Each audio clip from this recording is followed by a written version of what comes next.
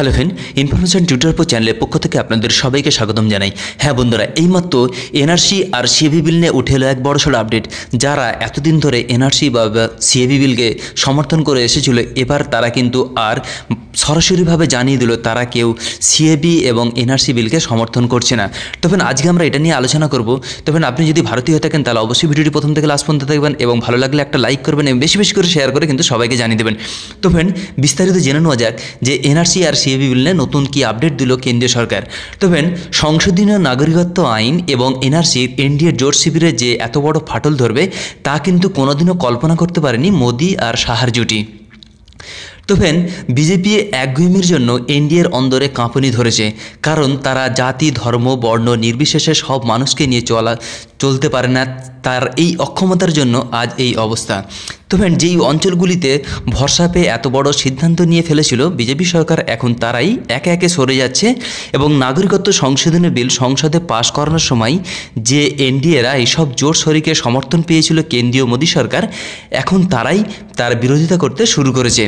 তারপর দেশ জুড়ে যখন শুরু হয়েছিল বিক্ষোভ, সংশোধনীয় নাগরিকত্ব আইনের সঙ্গে এনআরসি উঠে আসে শিরোনামে। তো ফ্রেন্ড, প্রতিবাদে বিক্ষোভ দেখে অর্ধেকের বেশি জোট শরিক হাত গুটিয়ে নিয়েছে তারা ইতিমধ্যে, এবং দেখা যাচ্ছে যে এনডিএর যে 13টি জোট শরিকের মধ্যে 10টি শরিক দলই জানিয়ে দিয়েছে তারা রাজ্যে এনআরসি চালু করতে দেবে না, অর্থাৎ তারা পুরোপুরি এনআরসির বিরোধী।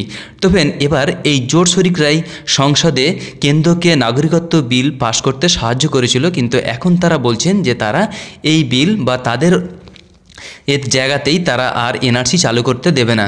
তো ফ্রেন্ড, জনতা দলের নেতা এবং বিহারের মুখ্যমন্ত্রী নীতিশ কুমার জানিয়ে দিয়েছেন যে তার রাজ্যে এনআরসি চালু করবেন না তিনি। তাছাড়া পাঞ্জাবের অকালি দল বিজেপির বিরুদ্ধে বড়সড় অভিযোগ তুলেছেন। তিনি বলেছেন যে অকালি দলের রাজ্যসভার সাংসদ নরেশ গুলজার জানিয়েছেন যে নাগরিকত্ব সংশোধনী বিল সংসদে রাখার আগে জোট শরিকের সঙ্গে কোনো পরামর্শ নাকি করেননি মোদি ও শাহ সরকার। পাশাপাশি নতুন করে বিল এনে মুসলিমদেরও অন্তর্ভুক্ত করার দাবি জানিয়েছেন তিনি। তো ফ্রেন্ড, কেন্দ্রীয় মন্ত্রী রামবিলাস পাসওয়ান লোক জনশক্তি পার্টি জানিয়ে দিয়েছেন যে তিনি এনআরসি সমর্থন করবেন না। এছাড়া এই তালিকায় রয়েছে অসম গণপরিষদ এবং এআইএম জোট এবং ঝাড়খণ্ডের জেএসইউ এবং নাগাল্যান্ডের এনপিএফ এবং মিজোরামের ন্যাশনাল ফ্রন্ট এবং বোরোল্যান্ড পিপল ফ্রন্ট এবং সিকিমের ক্রান্তিকারী মোর্চা। এই সমস্ত দলগুলি তারা এনআরসির বিরোধিতা করতে পুরোপুরি উঠে পড়ে লেগেছে। তো ফ্রেন্ড, আমাদের উদ্দেশ্য ছিল এই ছোট্ট একটা ইনফরমেশন আপনার কাছে পৌঁছে দেওয়া। আপনার কি মতামত অবশ্যই কমেন্ট বক্সে লিখে জানাতে ভুলবেন না। Thank you friend, thank you for watching.